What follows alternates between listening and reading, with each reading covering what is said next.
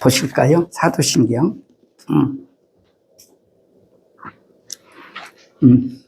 다 같이 한번 하십시다. 시작.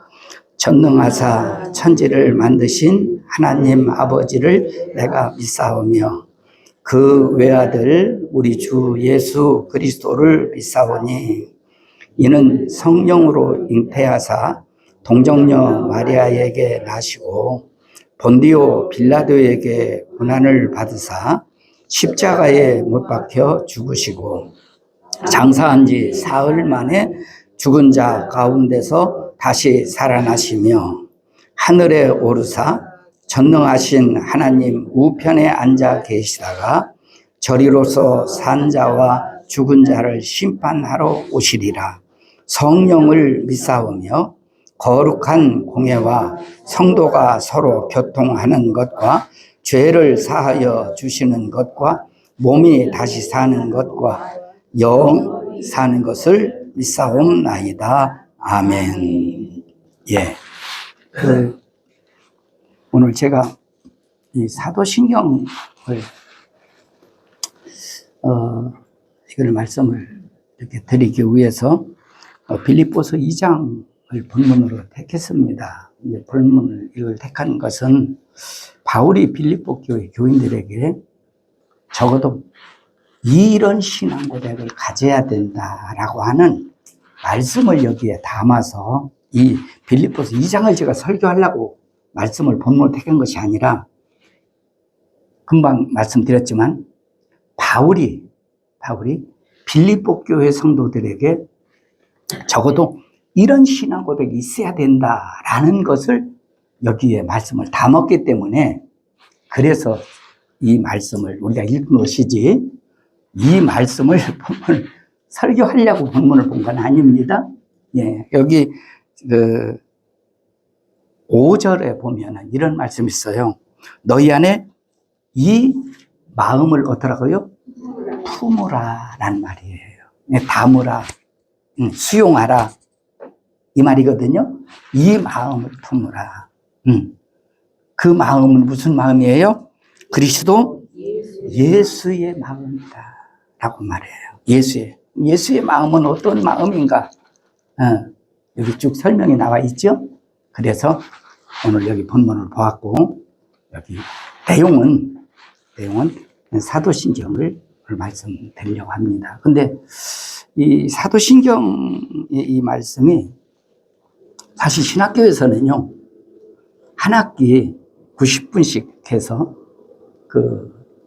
12시간을 강의하는 굉장히 분량이 많은 내용이에요. 이것이 한 학기 분량이라서 이 내용을 신학교에서 강의하듯이 그렇게 막 신학적으로 막 이렇게 그렇게 해봐야 우리는 유익도 없고 또 그런 내용을 듣는다고 해서도 우리는 잘 이해하기도 쉽지도 않고 그렇습니다. 다만 우리가 알아들을 수 있게 쉽게 이해하기 쉬운 정도에서만 말씀을 좀 드리려고 하는데 그래도 우리가 고백은 짧게 하는 것 같지만 설명은 굉장히 설명이 작은 분량이 아니거든요.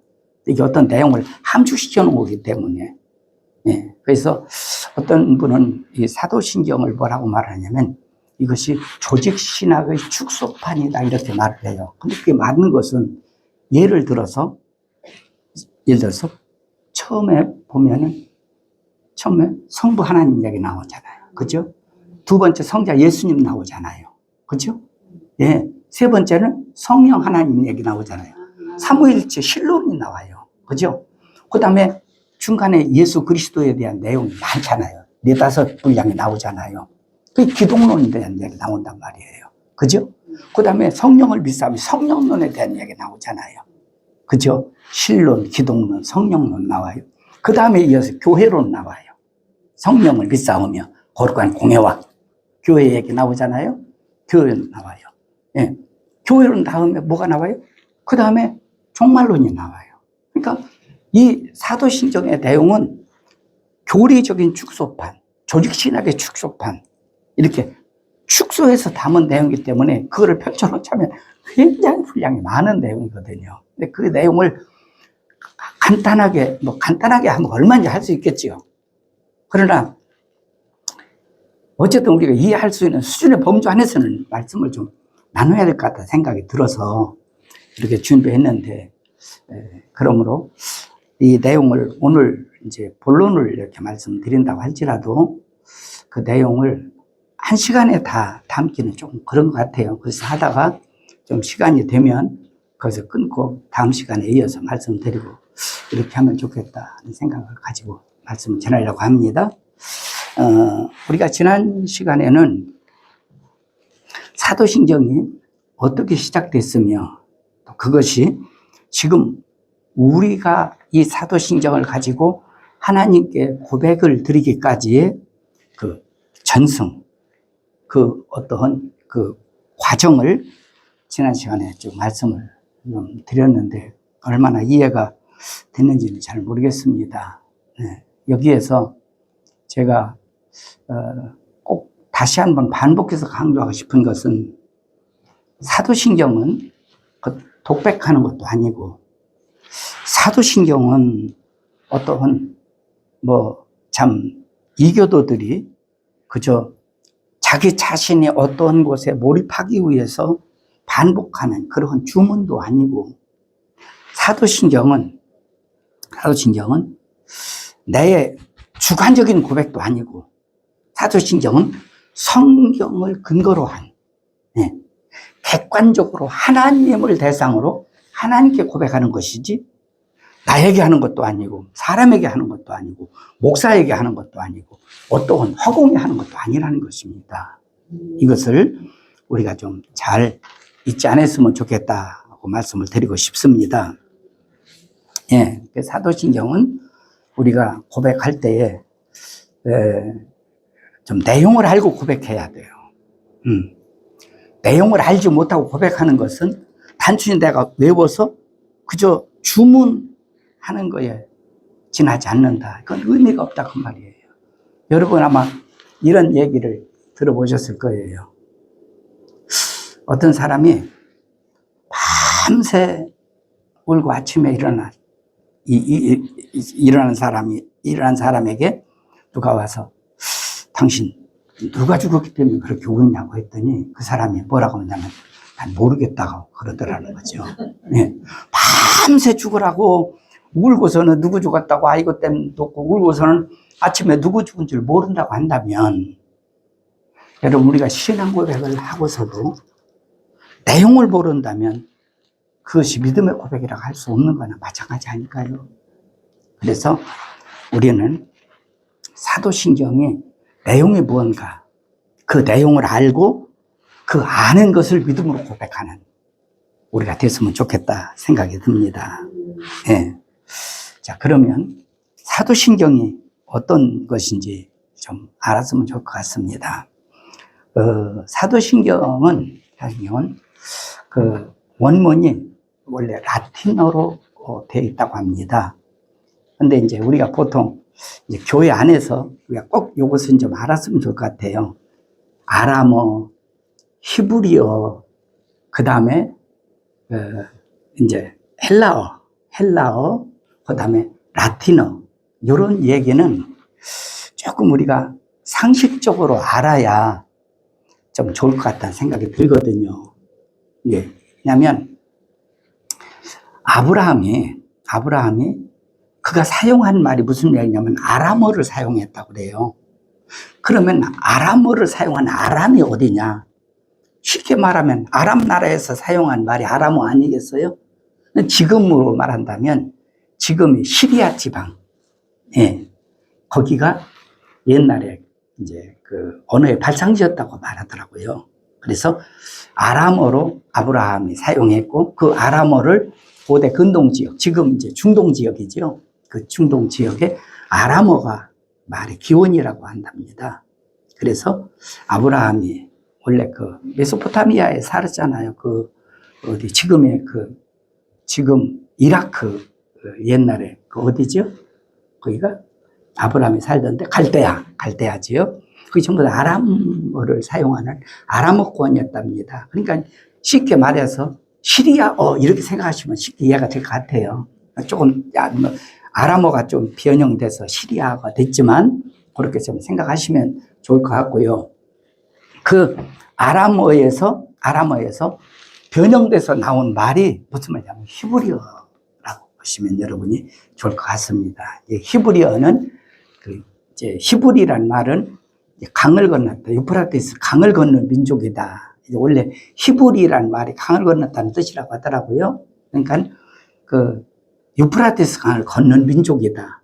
그래서 히브리 민족이라 이렇게 말을 한다고 하더라고요. 근데 이 히브리 사람들이 쓴 언어를 히브리어라고 그러는데 아람어를 변형시킨 것이 히브리어다. 이렇게 생각하시면 여러분 좀 이해가 쉽게 될 것 같고요.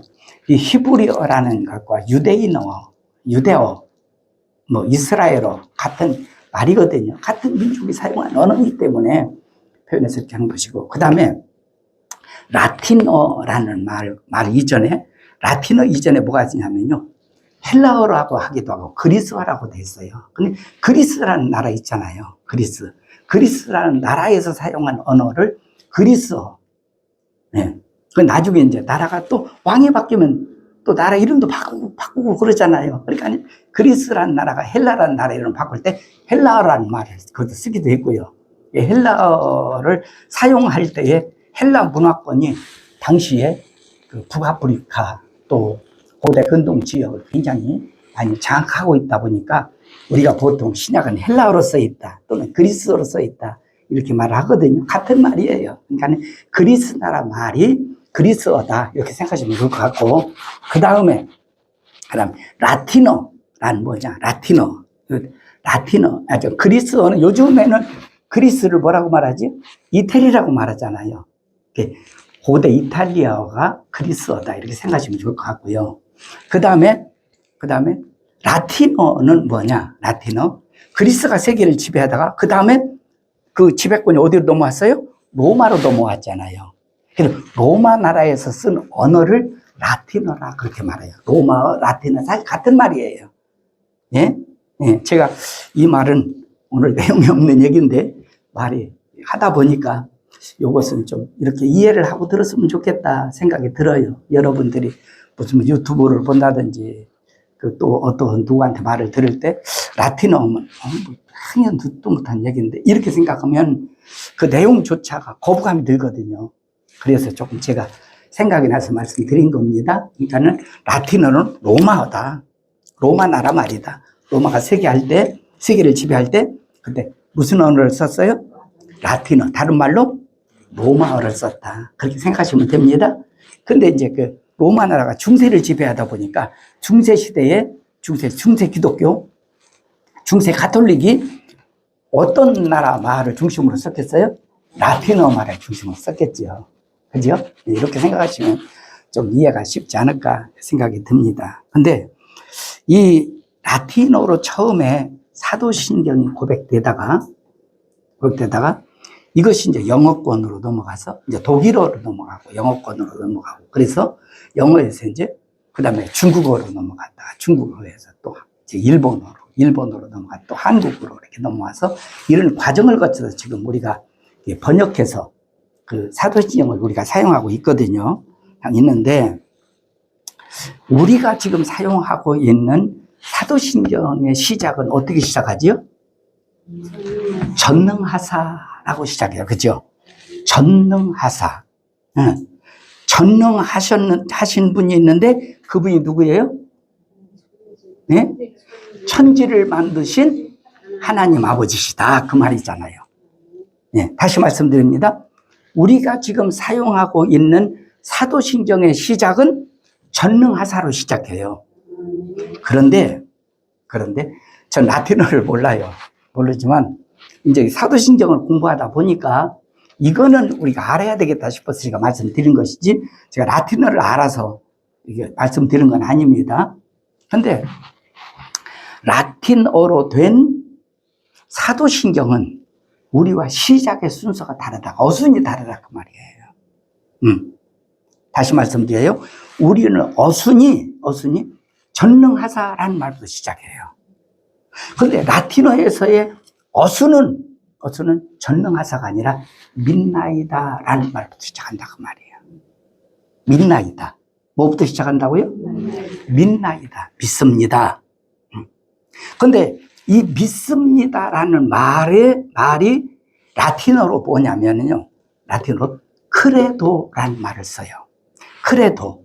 아마 여러분 여기 그 사도신경을 보면 사도신경에 영어로 옆에 영어로 보면 더 아포스텔스 크레드라는 말로 써 있죠. 크레도에서 나온 파생어가 영어가 크레드라는 말을 쓰는 거거든요. 이게 믿음이라는 얘기예요. 이게 믿는다는 얘기거든요. 예. 이것이 근데 요 말을 조금 하고 넘어가야 될까? 이게 중요하기 때문에 여기에서 우리말에서 사도신경의 시작이 전능하사라고 시작한다면 원래 원문에서는 전능하사가 시작이 아니라 믿나이다라고부터 시작을 들어간다고 말씀드렸어요. 물론 이것은 뭐 라틴어와 우리나라 말 간에 어순의 차이지 우리나라 말이 사도신경이 틀렸다는 얘기는 아닙니다. 이해 가시죠? 예. 자, 그러나 원문에 믿나이다라고 한 이 크레도라는 말은 이게 단어가 하나가 아니라 두 단어가 합쳐진 합성어예요. 예, 합성어인데 하나는 크레라는 말과 또 하나는 도라는 말이 합쳐져서 크레도 이거를 믿습니다라는 말을 쓴다는 거죠. 자, 그러면 크레라는 말이 무슨 뜻이냐? 크레라는 말은 마음, 사람의 심장. 사람의 심장을 라틴어에서는 이거를 크레라고 한답니다. 크레. 예. 그러면 도라는 것은 무슨 뜻이냐? 라틴어에서 도라는 것은요, 바치다 또는 드리다라는 뜻이라는 거예요. 그러면 두 가지를 합치면, 그 말을 합치면 문자적으로 볼 때는 무슨 말이죠? 심장을 바친다는 거예요. 여러분, 이게 믿음이라는 겁니다. 믿음이라는 것은. 믿음이 뭐라고요? 내 심장을 하나님께 바치는 거예요. 문자적으로 본다면. 그래도 란 말의 뜻이 그렇다고 말이에요. 이걸 다른 말로 말하면 내 심장, 여기 지금 왼쪽 가슴에 두근두근 대는 심장을 빼서 하나님 바친다. 그 말이 아니라 나의 전부를 하나님 앞에 바친다. 그 말이에요. 이게 믿음이라는 겁니다. 네. 우리가 믿나이다 라고 할 때 믿는다는 것은 단순히 하나님을 지지한다든지 하나님을 인정해 주는 것으로 끝나는 것이 아니라 나의 전부를 하나님 앞에 바치는 거, 하나님 앞에 드리는 거. 네. 그래서 이 크레도라는 말의 뜻이 얼마나 우리에게 중요하냐면 이거에 대한 이해를 잘 못하면요 무슨 문제가 생기느냐면 우리가 같은 성경을 보되 구약을 보면 구약에는 믿음이라는 단어보다는 순종이라는 말이 더 많이 나와요. 근데 반면에 신약이 성경을 보면 신약에는 순종이라는 말보다는 믿음이라는 말이 더 많이 나와요. 그러면 여러분 이 말을 가지고 자꾸 율법과 복음을 얘기하는 사람들이 무엇을 얘기하느냐면 믿음 할 때는 믿음만 가지고 되는 게 아니야. 네. 행함이 있어야 돼. 자꾸 사람들이 그걸 이원화시켜버려, 도리어. 여러분, 그건 아주 난 잘못된 설명이라고 생각하거든요. 이원화시키는 게 아닙니다. 믿음 자체가 무엇을 전제하고 있어요? 순종을 전제하고 있다는 거예요. 순종 속에는 무엇을 전제하고 있어요? 믿음을 전제하고 있다는 말이에요. 이거를 잘못 들으면요, 자꾸 설명이 어떻게 들으면 순종, 행동이 맞는 것 같고, 믿음이. 어떻게 들으면은 이거는 믿음, 마음이 중심으로 얘기하는 거 맞는 것 같고, 예. 그래서 행동을 강조하는 사람은 야고보서를 가지고 막 주장해요. 행함이 없는 믿음은 죽은 믿음이다. 이렇게 얘기를 해요. 예? 그 다음에 또 마음의 믿음을 강조하는 사람은 로마서 10장. 마음으로 믿어 의에 이르고 입으로 신앙 구원받는다. 마음으로 믿어. 마음에 믿는 거 중요해. 여러분, 이게 잘못 설명하면 이혼하시는 거예요. 그 성경이 그렇게 말하냐. 그런 뜻으로 말하는 게 아닙니다, 성경은. 예? 예. 예를 들어 어떤 아이가 학교에서 공부를 해가지고 점수를 잘 맞아왔다고 하십시다. 그런데 부모가 볼 때는 공부를 징그럽게 안 했는데 점수를 많이 맞아왔어. 그러면 여러분 뭐라고 말을 해요? 물론 칭찬해줘야 되겠지. 점수 잘 맞았다. 그죠? 그러나 뭐라고 얘기를 해요? 점수 많이 맞은 것이 중요한 게 아니라 네가 더 열심히 공부하는 게 필요해. 더 열심히 공부를 해야 된다? 공부해야 된다는 쪽을 강조하는 거 아니에요? 강조해야 돼? 안 해야 돼요? 해야 되잖아요. 또 어떤 사람은 열심히 공부한다고 했는데 점수가 안 나와. 네? 아무리 공부 열심히 뭐냐? 점수가 잘 나와야지. 얘기해요? 안 해요? 말의 의중을 알아야 할 거 아니에요. 의중. 어떤 의도에서 말한 건지를 알아야 되잖아요. 성경에도요, 이거를 이해를 못하다 보니까 자꾸 믿음과 순종을 막 이원화시켜서 얘기하는 경우들이 있다. 그 말이에요. 여러분, 그렇게 생각하면 안 됩니다. 그래서 그 말을 아주 잘 설명하고 있는 말이 뭐냐? 크레도라는 말. 이렇게 생각하시면 여러분이 좀 어떨까 생각이 들거든요. 여기에 대해서 한 가지 예를 들고 넘어간다면 누가복음 1장에 보면요. 1장에 보면 동정녀 마리아에 대한 이야기가 나옵니다. 예. 마리아와 요셉이 이제 정혼을 했어요. 정혼.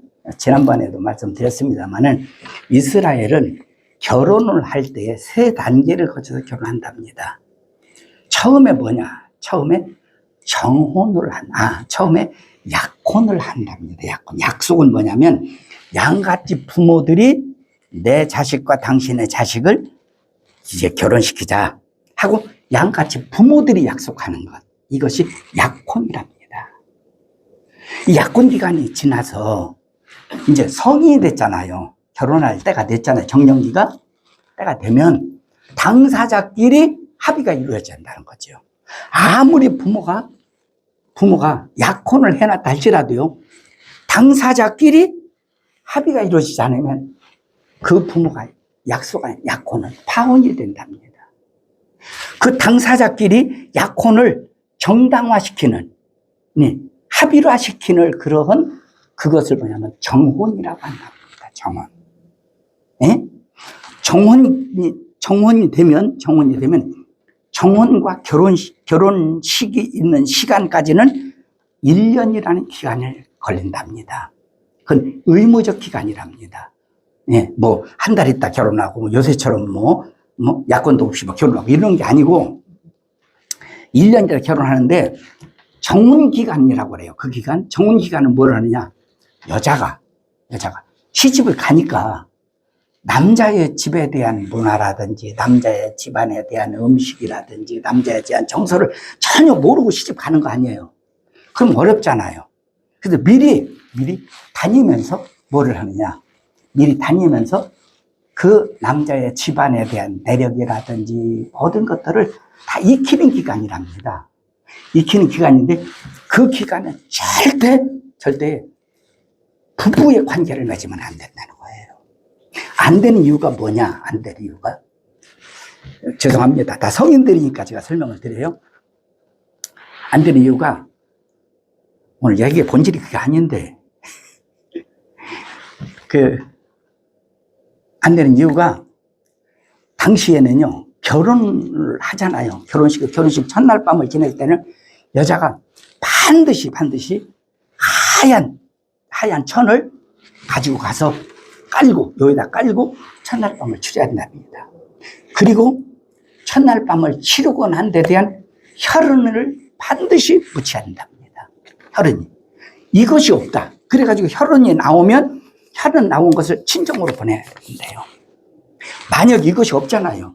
혈흔이 없잖아요. 혈흔이 없으면 부정한 여자라 해서 남편이 이혼을 청구를 한답니다. 이혼을 청구하면 그 소위 이제 여자네 집, 부인 집, 처갓집에서 이 여자를 그냥 이혼으로 끝난 것이 아니라 배상을 해줍니다. 남자한테. 남자가 요구하는 만큼. 그래서 함부로 정혼을 하고 결혼할 때까지의 기간은 절대로 부부관계라고 바꾸면 안 된다는 거죠. 예? 그거는 만약 그런 관계가 있으면 그거는 여자가 자기 집을 망하게 만드는 거라는 거예요. 그래서 그런 것은 절대 당시 없었다는 겁니다. 그런데 이 마리아가 요셉과 뭐한 기간에? 정혼 기간에라는 말을 하고 있어요. 여러분 좀 이해가 되시죠? 이렇게 설명을 드리면 정혼 기간인데 정혼 기간 중에 천사가 찾아왔어요. 가브리엘 천사거든요. 메신저 천사입니다. 예, 하나님의 메시지, 하나님의 말씀을 대신 전하는 대리자거든요. 예, 나중에 이제 제가 기회가 된다면 천사에 대해서 좀 설명을 좀 드리면 좋겠다 싶어요. 그러나 천사에 대한 성경은 잘 안 나와요. 천사의 존재만 나오지 천사가 어떻게 시작됐고 이런 것은 이제 다른 것을 자료를 통해서 이제 이게 설명을 드려야 되는 문제거든요. 예, 기회가 되면 말씀을 이제 드리고 기회가 안 되면 해서 섬는 것이 그렇습니다. 제 계획은 그렇게 다 좀 짜놓고 있습니다만은 어떨라는 모르겠습니다. 그때 어쨌든 천사가 찾아왔어요. 마리아에게 찾아와서 뭐라고 누가복음 1장 31절에 뭐라고 말하냐면 보라 내가 잉태하여 아들을 낳으리니 그 이름을 예수라고 하라 그렇게 말해요. 마태복음에서 1장에서 나온 얘기와 좀 다릅니다. 네. 이 천사가 마리아에게 내가 잉태하여 아들을 낳으리니 이름을 예수라고 해라.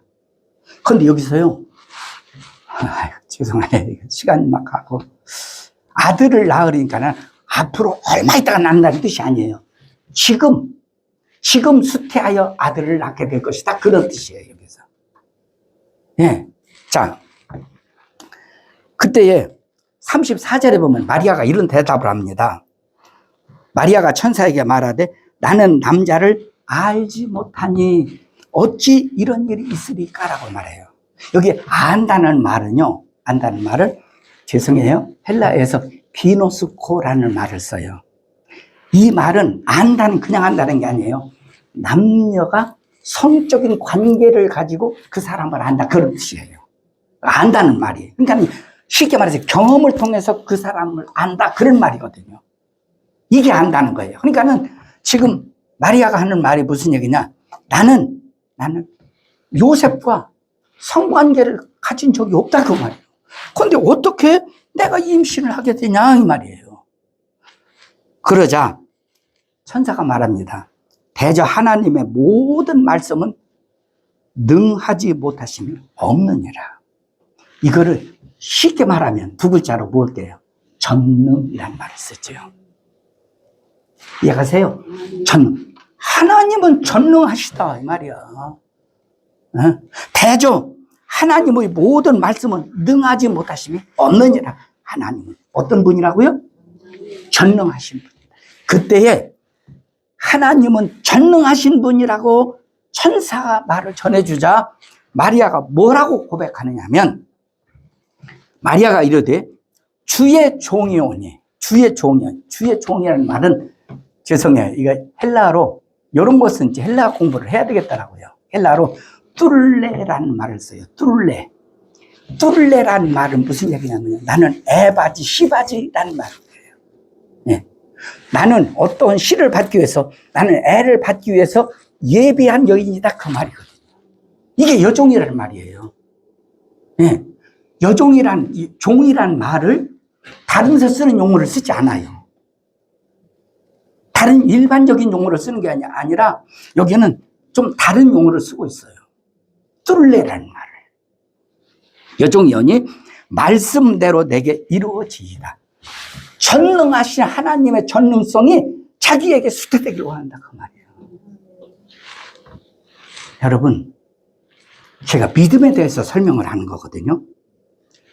이 마리아의 이 고백, 마리아의 이 믿음은요, 자기 자신을 온전히 하나님께 바쳐진 믿음 아닐까요?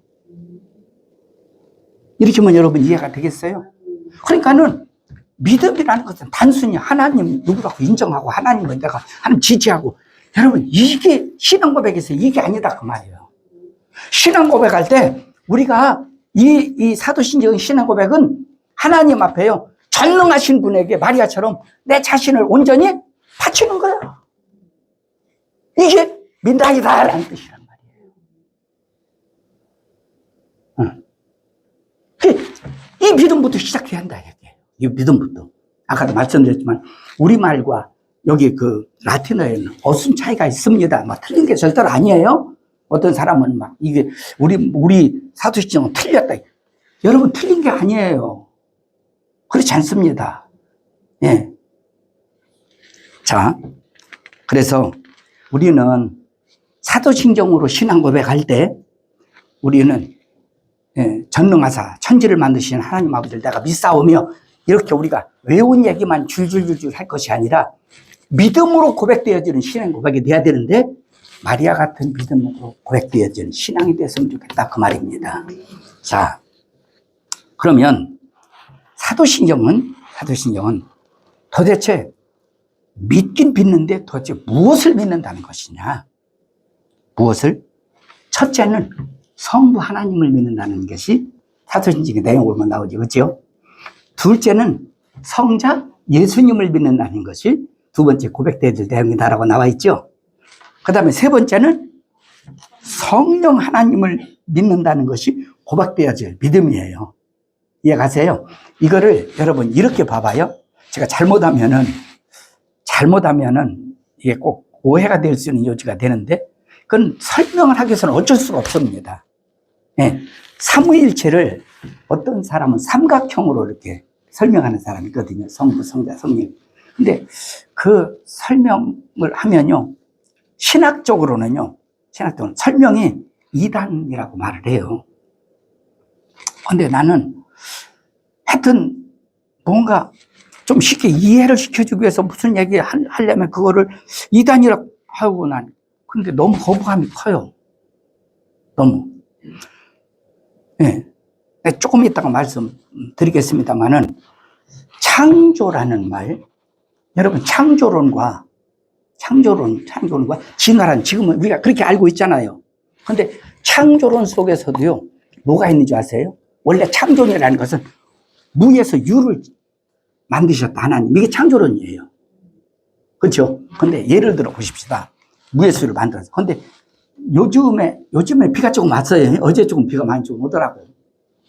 그 이전에 얼마나 가물었던지 개울이 다 마르고 막 전부 다 댐도 마르고 말라서 물이 없어 난리 쳤잖아요. 그죠? 근데 신기한 거 보세요. 가물었어요.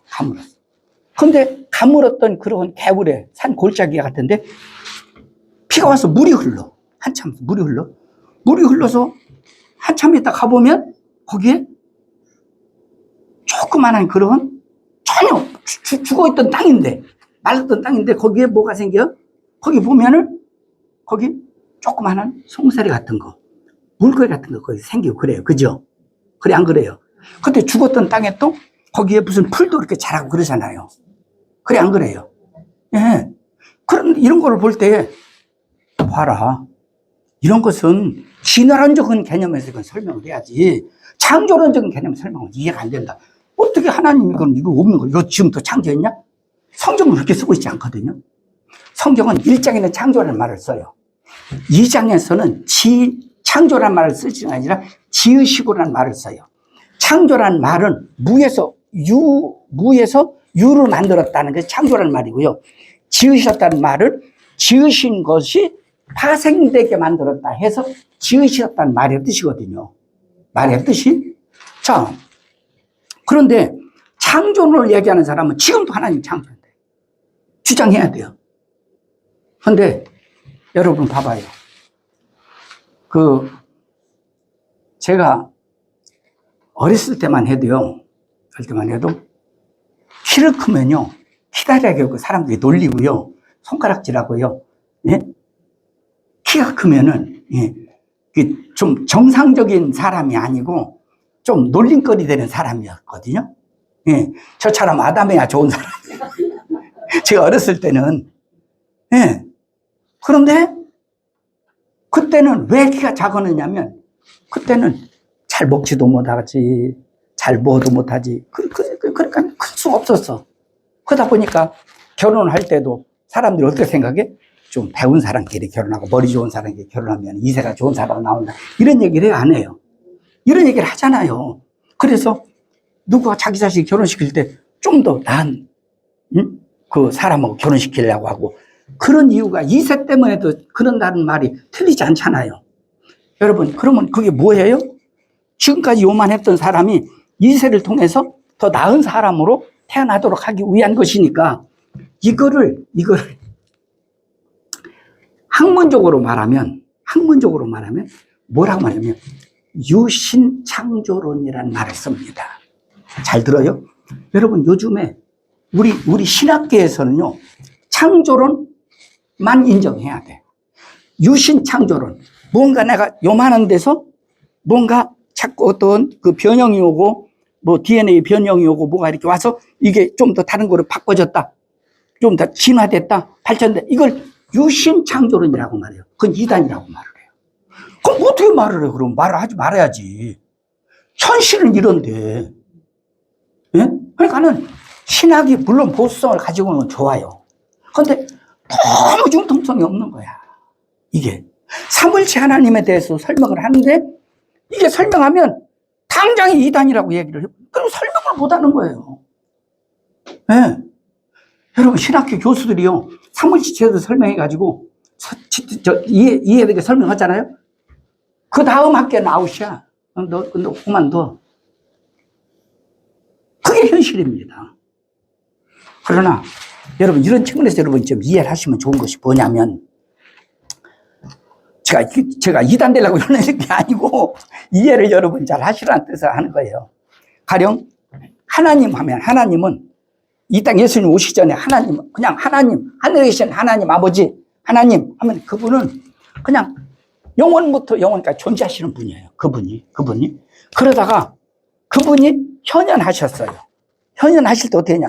구약에는 천사를 통해서 하나님이 천사의 몸을 의탁하여 이 땅에 구약에 현현하셔요. 그때에 하나님 무슨 이름을 가지고 나오셨냐? 여호와, 야훼라는 이름을 가지고 하나님이 그들에게 창조하셔요. 그들에게 하나님이 현현하셔요. 그들에게. 그러던 하나님이 천사의 몸을 의탁해서 현현하던 하나님이 이제 하나님이 직접 마리아의 몸을 통해 이 땅에 오셨어요. 그분은 누구라고요? 예수님이에요. 예수. 그분이 예수님이에요. 이름도 그래요. 이름도 이런 얘기를 하면요, 금방 또, 왜냐면 자기네들이 신학에서 아는 얘기를 한다 해서 이단이라고 그러는 것이 뭐냐면, 예수님은요, 이 땅에 올 때 마리아에게나 요셉에게 아들을 낳으니 이름을 뭐라고 했죠? 예수라 하라고 하나님이 이름을 지어줬어요. 그죠? 근데 로마서, 요한복음 17장 11절, 12절, 13절, 14절에 보면 두 번씩이나 뭐라고 예수님 말씀하신 줄 아세요? 이건 기도예요. 요한복음 17장은 예수님이 하나님께 기도한 기도문인데, 기도문. 여러분, 예수님이 하나님 아버지께 기도하는데 거짓말 하겠어요? 보태서 하겠어요? 기도문에 뭐라고 하는지 아세요? 아버지요, 아버지께서 내게 주신 아버지의 이름이라고 두 번씩이나 고백해요. 하나님 아버지가 아버지의 이름을 예수님에게 줬다는 거예요. 자기에게. 그 이름이 예수라는 이름이에요. 요한복음 14장에 보면 예수님은 또 뭐라고 말씀하신 줄 아세요? 내가 너희를 떠난 것이 유익하다. 14장, 15장, 16장 성령론입니다. 유익하다 그걸 말해요. 하면서 그가 오실 때에 어떻게 그러냐? 그가 오실 때 예수님의 이름으로 오신대요. 아버지, 예수님의 아들, 하나님의 아들의 이름도 예수예요. 하나님 아버지 이름도 예수예요. 아버지 이름을 줬다고 했으니까. 이해하세요? 이 땅에 오실 성령도 예수예요. 이 얘기 했다고? 이런 얘기면 이단시 하는 거야. 성경에 나왔잖아요. 그렇잖아요. 또 한 가지 나왔으니까 말씀드립니다. 예수님이 마태복음 28장에 보면 제자들에게 말씀해요. 응? 너희는 모든 족속으로 제자를 삼아 아버지와 아들과 성령의 이름으로 세례를 주라고 말해요. 그러면 그 말은 좀 꼭 여러분, 제가 이미 설교 전에 얘기한 얘기지만 좀 들어볼 필요가 있어요. 예수님이 제자들에게 한 말입니다. 베드로야, 야고보야, 요한아, 세례 줄 때 아버지와 아들과 성령의 이름으로 세례를 줘라. 아버지의 이름, 아들의 이름, 성령의 이름으로 세례를 주라. 이 말이 세례를 받는 수세자에게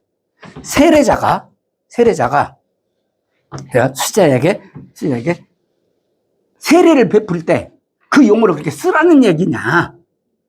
아니면 그 이름으로 아버지 이름, 아들 이름, 성령 세례를 주라는 얘기냐? 근데 사도행전에 와 보면 먼저 그 말씀을 따라서 세례 준 사람이 빌립이 그 구스 네시, 에티오피아 네시에게 세례 준 얘기가 나와요. 예? 또 베드로도 세례를 줄 때에, 설교할 때, 베드로의 첫 설교가 뭐냐면, 너희는 주 예수 그리스도 이름으로 세례를 받아라, 이렇게 말을 해요. 아버지와 아들과 성령 이름으로 세례를 받아라, 이렇게 말하지 않아요. 예? 예. 그러면, 세례를 줄 때도 주 예수 그리스도 이름으로 세례를 주었어. 바울도 주 예수 그리스도 이름으로 세례를 주었어. 또 그렇게 세례를 받으라고 증거하고 있어. 베드로도 증거했어, 그렇게. 어떤 사람이 세례를 줄 때 아버지와 아들과 성령 세례를 주라 이렇게 용어를 사용한 것이, 문장을 사용한 것이 아니다, 그 말이에요. 세례를 예수 이름으로 주었다, 그 말이에요. 왜 예수님은 아버지와 아들과 성령으로 세례를 주라고 한 얘기를 왜 제자들은 그러면 예수 이름으로 세례를 주라고 했냐, 그 말이에요. 응? 여러분, 아버지의 이름, 아들의 이름, 성령의 이름은 뭐예요? 예수라고 성경이 말하고 있잖아요. 이랬다고 이단이라는 거예요. 그러면서 자기네들은 뭐라고 말하는 줄 아세요? 오직 예수래. 또 오직 예수. 웃기고 앉아서. 오직 예수는 그럼 하나님 아버지도 없고, 오직 예수님은 성령도 없고, 오직 예수야, 오직. 응? 그럼 찬송가도 잘못 만들었지. 오직이라는 말을 쓰지 말아야지. 응? 말이 앞뒤가 안 맞는 말을 하면서도 사람의 말은 그렇잖아요. 이게 우리가 말할 때도 마음에 있는데 그걸 표현하기가 참 한계가 있잖아, 언어라는 것은. 그래, 안 그래요? 삼위일체도 마찬가지다, 그 말이. 이게 참 표현이 막 정말 답답해요. 이게 이런 측면에서 말씀드린 거거든요. 네. 하나님 아버지는 본질적으로 본질적으로 하나님이에요. 예. 이거를 제가 3일째 설명할 때 말씀드렸어요. 이게 뭐냐? 이게 히포스타시스다. 이게 헬라어로 히포스타시스다. 이게 본질이에요. 본질의 하나님이다, 그 말이야. 근데 그가 자기 자신을 볼 수 없어. 하나님은 자기 자신을 나타내셨어. 그 누구요? 본체. 그 누구예요? 예수 그리스도라, 그 말이요. 예? 근데 그가 지금은 하나님 보좌 앞에 나 계시니까 지금 뭐예요? 지금은 영으로, 성령으로 교회와 공동체와 함께 하셔요. 이게 삼위일체 하나님에 대한 사역인데, 그러나 성부 하나님이 역사하실 때도 성자와 성령으로 함께 역사하셨고요. 하나님 주체가 됐을 때는 성부가, 성자가 주체될 때도 아버지와 성령이 함께 하셨고, 성령이 역사할 때도 성부와 성자가 함께 하시고요. 이해가세요? 세 관계는 떨어질래야 떨어질 수 없어요. 세 가지로 설명하면 또 삼신론이라고 또 시비 거네, 또. 네. 자, 말을 꼬리 잡고 얘기하자면 한두 것도 없어요. 네. 그런 뜻을 얘기하는 게 아닌데, 말이니까 한계가 있다, 그 말이에요. 말이니까. 참 답답해요, 이런 얘기가. 우리가 사도신경은 성부 하나님, 성자 예수님, 성령 하나님, 그 다음에 교회론, 그 다음에 종말론, 이런 식으로 구성되어 있다. 그래서 아까 제가 서두에 말씀드렸지만 조직신학의 축소판이다, 교리의 축소판이다, 이렇게 말해도 틀리지 않은 것이 사도신경의 고백이다라고 하는 것을 우리가 알 수 있습니다. 조금만 말씀드리고 마칠게요. 그러면 하나님은 여기 전능하사 천지를 만드신 하나님 아버지를 내가 믿사오며, 이게 첫째 구절이죠.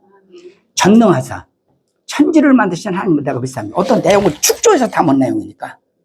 그러면 하나님 아버지가 처음에 누구라고 시작하죠? 전능하사라고 시작하고 있어요. 그죠? 여기에 대해서는 제가 마리아를 설명하면서 말씀드렸어요. 여기서. 여러분, 그렇습니다. 하나님은 전지전능하신 분입니다. 이 말을 다른 말로 말하면 무슨 뜻이냐? 전능하다는 말은 우리 모든 피조물은 제한적인 존재지 초월적인 존재가 못 되잖아요. 그러나 전지하라는 말은 초월적인 존재다 얘기야. 오직 초월적인 존재는 여러분 하나님밖에 없습니다. 물론 제가 나중에 드릴 기회가 있으면 말씀드리겠지만 천사도 어떤 면에서 볼 때는요, 전능성이 있는 것처럼 보여요. 전지한 것처럼 있어 보여요. 그러나 그도 전지전능하신 하나님 아래에 있는 종이라는 겁니다. 네. 그 왜 하나님의 그러면 천사를 그런 존재로 지었느냐? 전지전능하신 하나님의 사역을 하려면, 그 일을 맡아서 사역을 하려면 그런 성향을 가지고 있어야 되기 때문에 그렇게 진 거예요. 이해가세요? 오직 전지전능하신 분은 하나님 한 분밖에 없습니다. 그리고 하나님 아버지가 전지전능하시기 때문에 창조, 무에서 유를 만드실 수 있어서 그래요. 예. 무에서 유를. 사람이 아무리 세상에서 머리가 좋은 천재 만재를 한다 할지라도 여러분, 사람은 이미 만든 것을 분석해서, 과학적으로나 모든 걸 분석해서 할 수는 있어요. 예? 예? 그거를 변형시켜서 이렇게 저렇게 할 수도 있어요. 그러나 그렇게 할 수 있는 능력도 여러분, 하나님이 인간을 지을 때에 당신의 형상을 따라 당신의 모양대로 하나님이요, 그렇게 지었기 때문에, 하나님의 성향을 갖도록 하나님이 인간을 지었기 때문에 인간이 그런 지혜를, 그런 지식을 사용할 수 있는 능력이 있다는 것을 우리가 알아야 됩니다. 하나님이 인간을 그렇게 지은 목적도요, 왜 그렇게 지은 줄 아세요? 결국 하나님이 인간에게 자율성이 목적이 아니라 하나님의 인격, 하나님과 영원한 삶을 공유하기 위한 목적을 처음부터 목적을 가지고 짓다 보니까 하나님이 인간을 그렇게 지은 거예요. 여러분 이해하세요? 그렇게 지음받은 인간이 아무리 머리가 좋고, 아무리 천재고, 아무리 아인슈타인 한다 할지라도, 여러분, 인간은요, 초월적인 존재가 못 되고, 전지전능성이 없다고 말이에요. 하나님만이 전지전능하실 분이에요. 하나님이 어떻게 이 세상을 어떻게 사람이 힘으로 어떻게 할 수 있겠어요? 예? 요새 모든 것이 첨단이라고 말해요. 첨단을 달려가는 세상에, 여러분, 여름에 그렇게 더워서 힘들었잖아요. 겨울 좀 시원하게, 따뜻하게 좀 해주지, 만들지, 과학으로, 첨단으로 좀. 여름에 좀 이렇게 이 공간을 좀 시원하게 좀 만들지. 수현 형제 좀 공부해서 좀 한번 해봐봐요. 여름에 더운 것 좀 시원하게 좀 만들어 놔봐. 이 공기를 좀 이렇게 만들어. 가능해요? 이런 우리가 되어져가는 세상을 볼 때, 여기에서도 우리가 하나님 앞에 고백해야 할 것은, 맞아, 하나님만이 전지전능하신 분이야.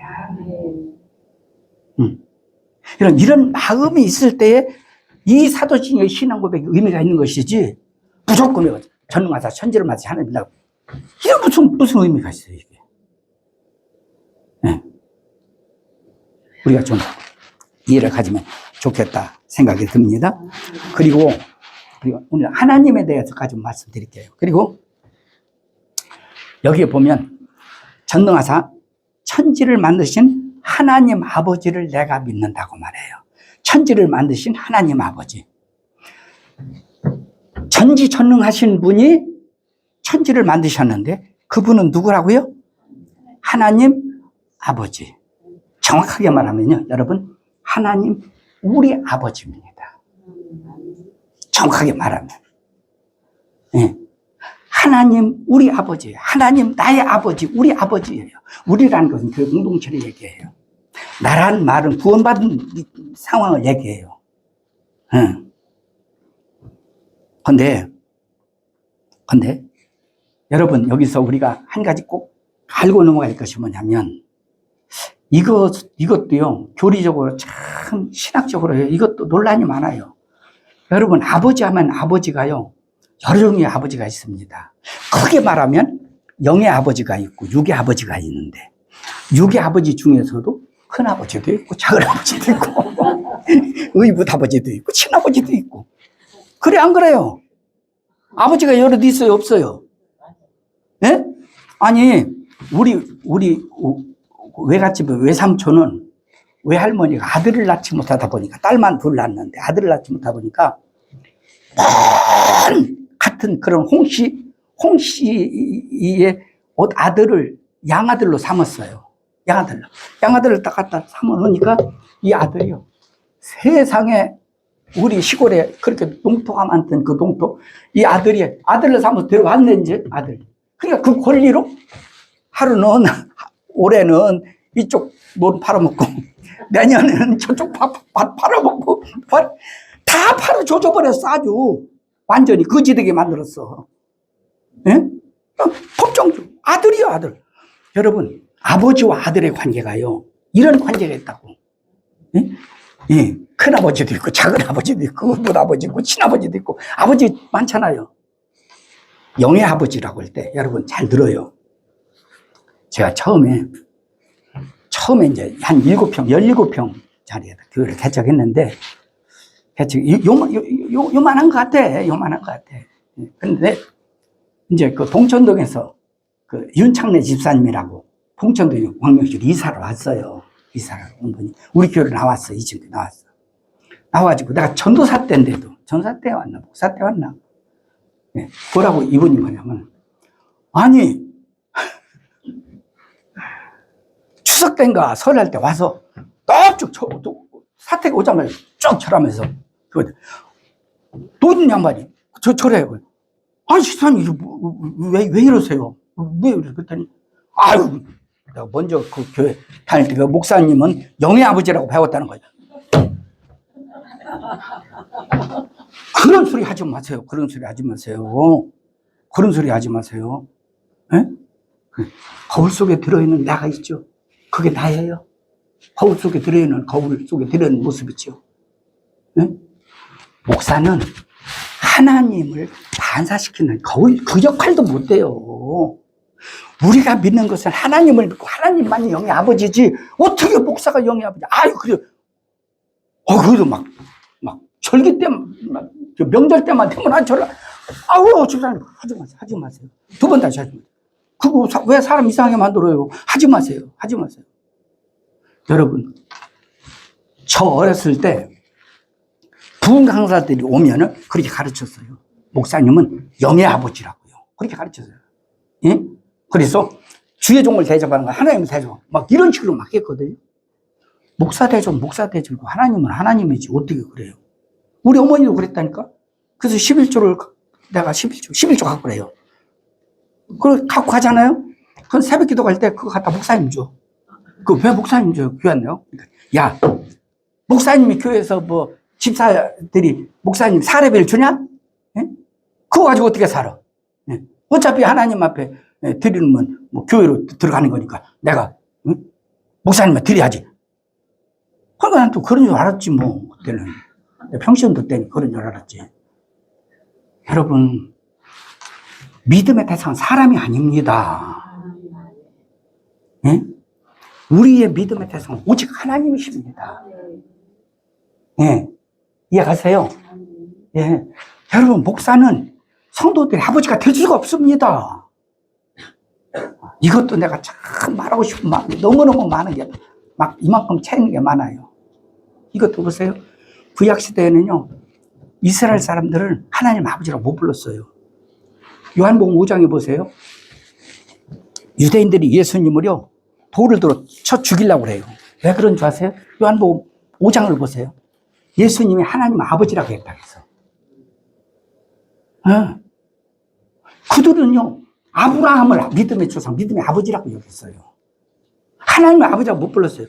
예수님 오신 후에 우리가 하나님 아버지라고 부르는 거예요. 말을 이렇게 하면 또요, 나보고 이상하대. 말하지 말아야지. 여러분, 육신의 아버지는 여러 종류의 아버지가 있을 수 있어요. 예? 예. 그러나 그 아버지 중에 내가 친아버지라 한다 할지라도, 나에게 친자식이라 할지라도, 부모 입장에서는 자식이 잘 되길 원하는 거 아니에요. 그렇잖아요. 부모 입장에서 그렇잖아요. 응? 응. 그러다 보니 부모가 자식에게 줄 수 있는 것은 뭐가 있겠어요? 옷 사달라고 할 때. 좀 더 좋은 옷 사주고 싶고. 그렇잖아요? 예? 또, 뭐예요? 예? 또 뭐 먹고 싶다고 할 때 좀 더 좋은 거 먹이고 싶고. 그렇잖아요? 또 또 하고 싶다고 할 때 또 좀 더 자식이 원하는 이상으로 돈도 주고 싶고. 결국은 육신의 아버지는 옷아버지, 밥아버지, 돈아버지. 이게 육신의 아버지 아닌가요? 육신의 아버지라고 한다면. 그러나 하나님 아버지는요, 우리 육신의 아버지 같은 그런 수준의 아버지가 아닙니다. 네. 우리 육신의 아버지 이상의 아버지라 그 말이에요. 그 아버지는 어떤 아버지예요?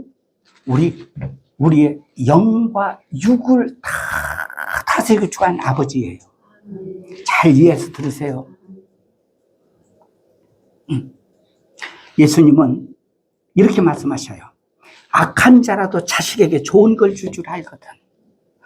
하물며 하늘에 계신 너희 아버지일까 봐. 너희 아버지는 네 육신의 아버지만 못하냐 그 말이에요. 얼마나 육신의 아버지는 옷 사달라고 하면 좋은 옷 사주고, 예? 무언가 먹을 거 달라고 하면 좋은 거 먹여주고, 예? 무언가 필요하다고 하면 필요한 이상의 돈을 주는 아버지로 끝나지만, 영의 아버지는 그 차원이 아니라 이 말이에요. 그 이상의, 예? 모든 땅의 것만 아니라 영원 것을 주관할 수 있는 아버지다 그 말이에요. 이게 영혼의 아버지다 그 말이에요. 영혼의 아버지예요. 그런데 여러분 봐봐요. 좀 죄송합니다. 우리가 아버지가 되고 자식이 되려면 어떻게 해야 되죠? 자식이 과학적으로 막 난자와 전자가 막 결합해서 막 뭐가 되고 막 정자의 수가 뭐 3억 5천만 마리 중에 뭐 여러분 이렇게 계산해서 막 자기가 노력해서 그래서 자식으로 태어나고 아들로 태어나고 딸로 그렇게 되는 겁니까? 물론 말은 그렇게 할 수 있어요. 그러나 여러분 그거는 과학적이고 수학적이고 이식적으로 그냥 표현하는 얘기고, 우리가 일상적인 그런 생활 원리로 본다면 자식은 자기가 자식이 되고 싶어 자식 되는 거 아니에요. 그렇잖아요. 어떤 집에 자식 되고 싶어. 나가 또 박정희 대통령한테 박정희 아들내미 종문 앞으로 물어봤다. 응? 응? 좋은 집에 자식 되고 싶지. 응? 시골에 농사꾼에 자식 되고 싶은 자식이 어디가 있어요? 자식은 내 마음대로 되는 게 아니에요. 부모가 놔주는 대로 자식 되는 거 아닙니까? 여러분, 육신의 부모도 그렇지만 영적인 부모도 마찬가지예요. 네? 우리가 거듭나야 돼. 거듭나야 되는데, 요한복음 3장에 보세요. 거듭날 때 어떻게? 물과 성령으로 나. 네가 알아서 만나. 그렇게 말 안 해요. 하나님의 영역이라 그 말이요. 이해 가세요? 예, 요한복음 3장에 니고데모 예수님과 대화. 물과 성령. 물은 그 다음 요한복음 2장 앞에 보니까 물은 누구를 얘기해? 예수님 자신을 설명하고요. 4장에 가보니까 수가성 여인 또 등장시키면서 물도 예수님 자신을 얘기해. 예수님과 성령으로 연합해야 태어난다. 그렇게 말하고 있잖아요. 생명을 얻는다. 그렇게 말하고 있잖아요. 예? 요한복음 5장부터 뭐라고 말해요? 예수님은 생명 계속 생명이야. 생명을 얻어, 우리가. 여러분, 우리가 이 땅에 자식으로 태어나는데 자식이 하나님 아무것도 없어. 자식이 뭐를 해? 예? 35,000개라는 정자 중에 자기가 1등을 된 거야? 이런, 어서, 지가 봤어? 난 봤어요. 옛날에 전자 현미경 가지고 그거 다 분석해서 하는 걸 옛날에 해봤어요.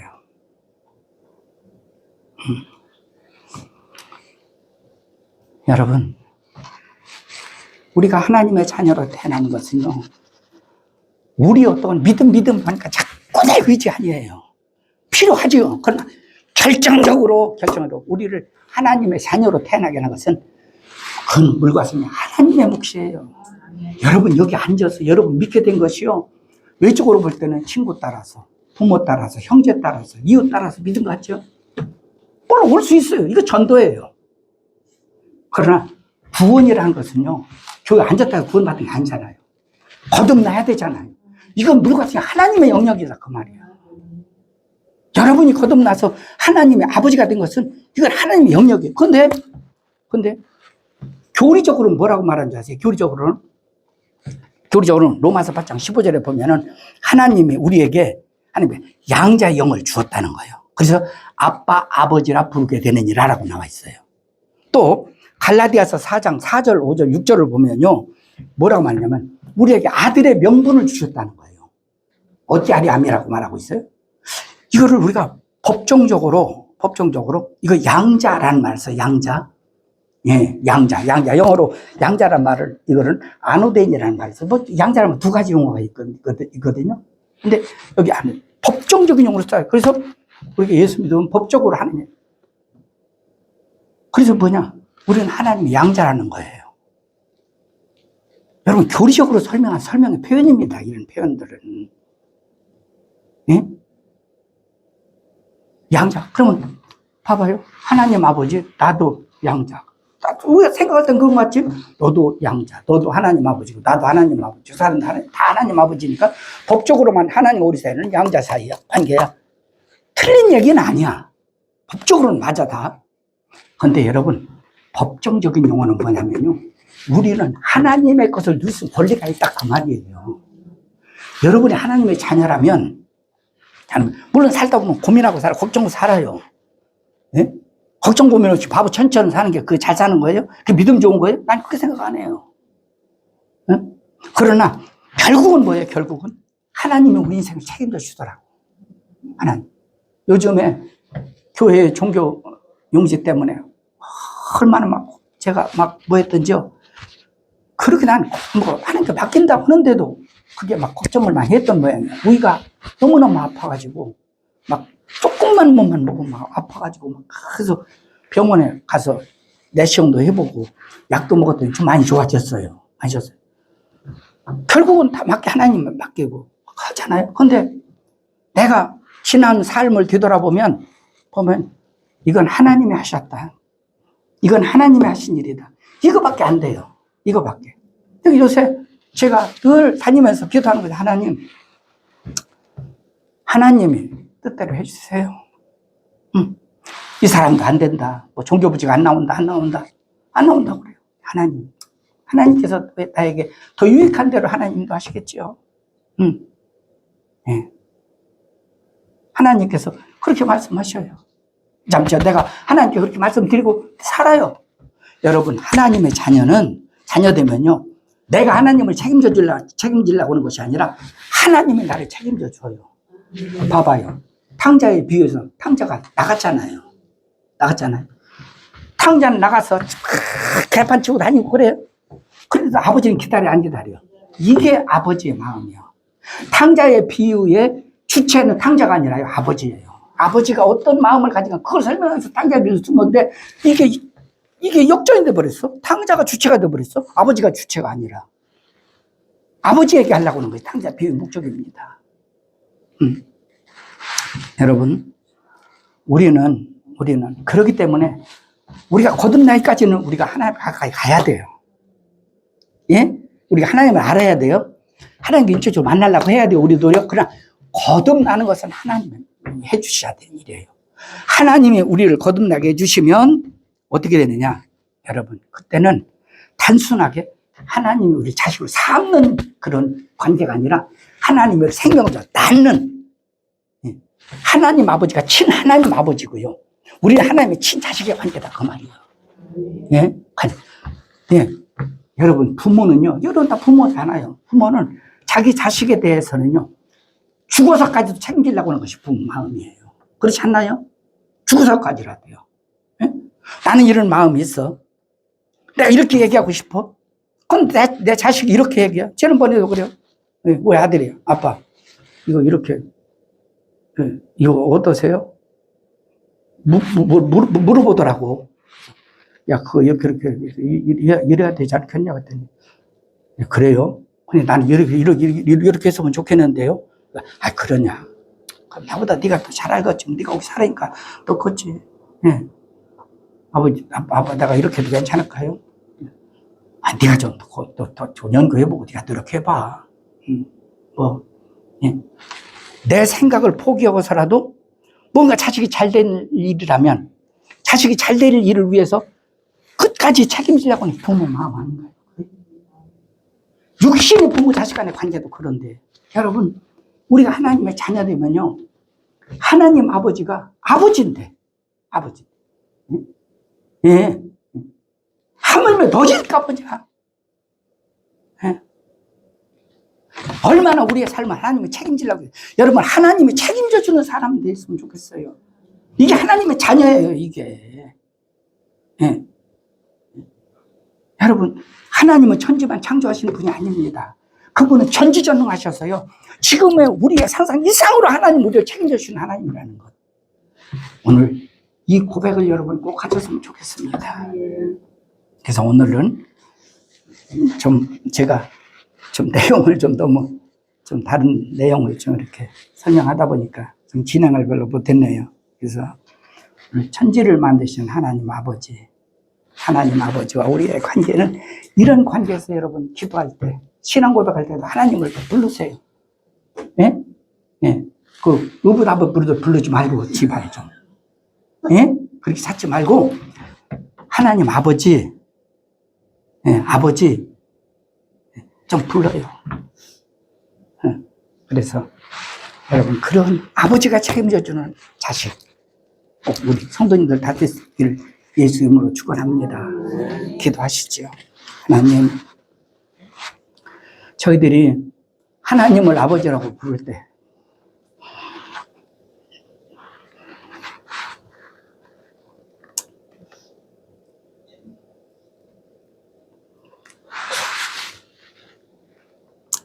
형식적으로, 교리적으로, 그저 말로만 이게 그렇게 부르고 살아왔던 우리들이었습니까? 하나님, 육신의 자식을 둔 부모 입장에서도 부모 자식을 두니까 부모된 우리가 자식을 끝까지 책임지려고 하는 그런 마음을 가지고 갖게 되더라고요. 그런데 하나님은 우리를 하나님의 자식으로 거듭나게 하실 때, 그렇게 거듭나서 우리를 하나님의 자녀로 살게 하신 후에 하나님, 저희들 얼마나 하나님이 우리를 책임져 주시는 삶을 살고 계시겠습니까? 하나님이 우리를 책임져 주시는 하나님의 자녀라고 생각하면 저희들이 그저 하나님 앞에 송구할 뿐이고 하나님 은혜 감사할 뿐입니다. 그저 우리가 걱정하는 이상 걱정 하나님도 걱정하고 계시고, 우리가 고민하고 있는 그 이상 하나님도 고민하고 계시며, 우리가 참 가지고 있는 문제를 하나님은 더 품에 안고 하나님이 그 문제를 해결하려고 계획하고 계신 줄로 믿습니다. 하나님, 저희들이 말로만 주여줘야 할 것이 아니라 그저 우리가 늘 하나님 아버지로 우리가 믿음으로 고백하고 하나님 아버지가 왜 우리가 아버지가 되는지를 알고 아버지를 찾는 신앙 고백이 되게 하여 주시옵소서. 지금은 우리 구주 예수 그리스도의 은혜와 하나님 우리 아버지의 만극하신 사랑과 성령의 감화 감동 내주 교통 역사하심이 오늘 우리 하나님의 존전에 나와 하나님 앞에 예배드리러 돌아가는 믿음의 권속들과 저들의 가정과 생업 위에 이제로부터 영원토록 함께 있을지어다.